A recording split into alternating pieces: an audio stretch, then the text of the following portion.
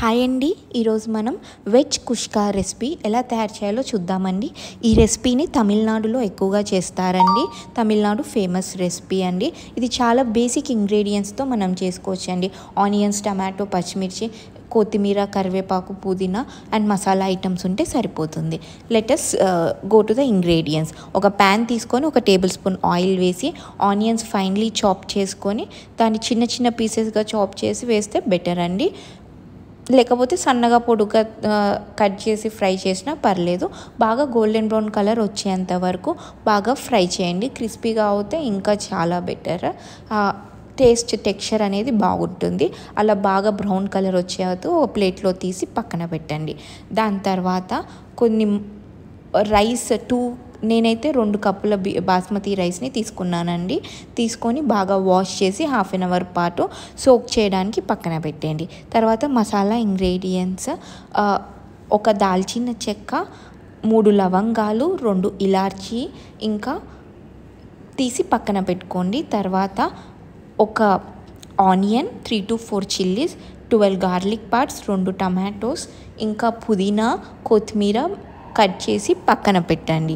పక్కన పెట్టిన తర్వాత ఒక ప్యాన్ తీసుకొని అదే మనం ఆనియన్స్ ఏదైతే ఫ్రై చేసిన ప్యాన్ ఉందో అదే ప్యాన్లో ఇవన్నీ ఇంగ్రీడియంట్స్ వేసి ఒక 2 to 3 మినిట్స్ బాగా ఫ్రై చేయండి.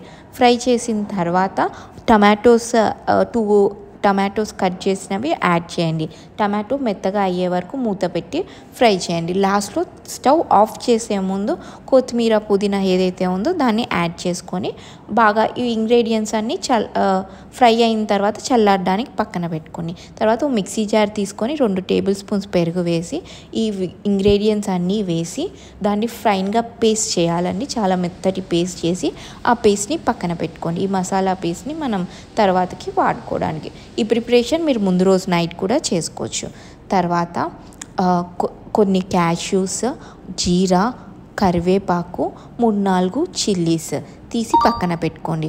తర్వాత ఒక మందమైన గిన్నె లేదా ప్రెషర్ కుక్కర్ అయినా పర్లేదండి. దాంట్లో చేసుకోవచ్చు, రైస్ కుక్కర్లో కూడా చేసుకోవచ్చు.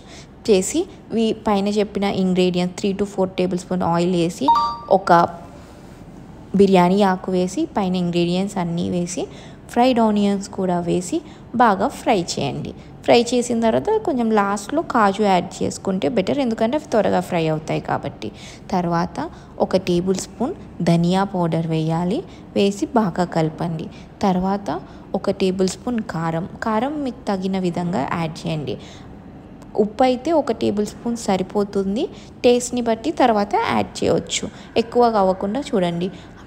1 టేబుల్ స్పూన్ పసుపు యాడ్ చేసి ఈ మసాలా మిశ్రమాన్ని కూడా ఇవన్నీ బాగా కలిపిన తర్వాత మసాలా పేస్ట్ ఏదైతే ఉందో దాన్ని తీసుకొని యాడ్ చేయండి.